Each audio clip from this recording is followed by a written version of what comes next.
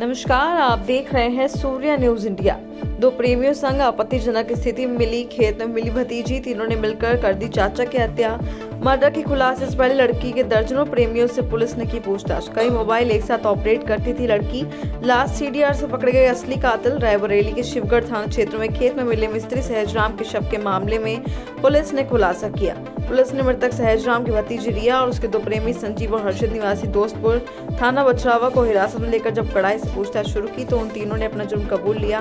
खुलासा करते हुए बताया गया कि रात के अंधेरे में सरसों खेत में लड़के अपने दो प्रेमियों के साथ अवैध संबंध बना रहे थे। तभी अचानक चाचा सहजराम मोबाइल टॉर्च की रोशनी में नजदीक आए तो भतीजी ने अपने दोनों प्रेमियों से मिलकर चाचा सहजराम का मर्डर कर दिया।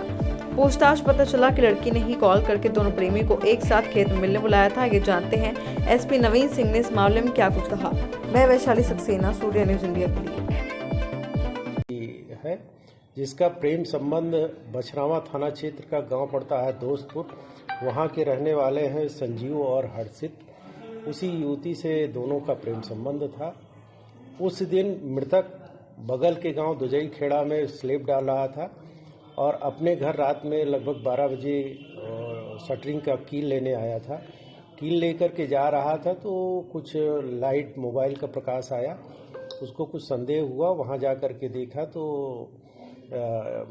युवती और ये उसके दो प्रेमी वहां मौजूद थे और फिर उसी में आपस में कहासुनी हुई। कहासुनी के दौरान तीनों ने मिलकर के सहजराम की हत्या कर दी।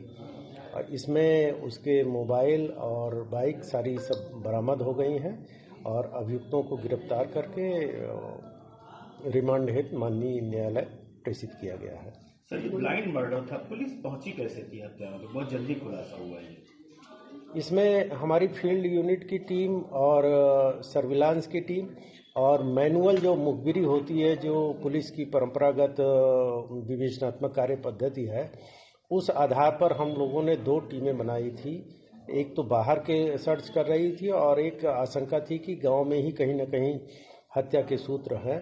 तो उस आधार पर सभी लोगों के नंबर लिए गए थे, जो वहाँ के युवक थे और युवतियाँ जो नौ युवतियाँ थी उनके नंबर लिए गए थे और संदेह और इंट्रोगेशन के आधार पर धीरे धीरे हम लोगों ने डेवलप किया और उसके उपरांत ये तथ्य प्रकाश में आया। सर, क्लू कैसे मिला? क्या इनमें कोई संबंध भी था या कोई क्लू आप लोगों को कैसे मिला कि ये लोग हो सकते हैं? जैसा कि हमने बताया कि गांव का पूरी जब प्रोफाइलिंग तैयार की गई, जो वहाँ नए उम्र के लड़के और लड़कियां थी, प्रोफाइलिंग तैयार कराने के बाद और सीडीआर एनालिसिस के बाद जो तथ्य प्रकाश में आए कि ये युवती जो दोस्तपुर गांव के लड़कों से इनके संबंध थे और पहले से भी रहे हैं, सीडीआर एनालिसिस पे ये बातें स्पष्ट हुई कि दोनों में आपस में खूब बातचीत होती थी। उसी आधार पर फिर डेवलप किया गया, इंट्रोगेशन हुआ और इंट्रोगेशन के दौरान समस्त तथ्य प्रकाश में आए।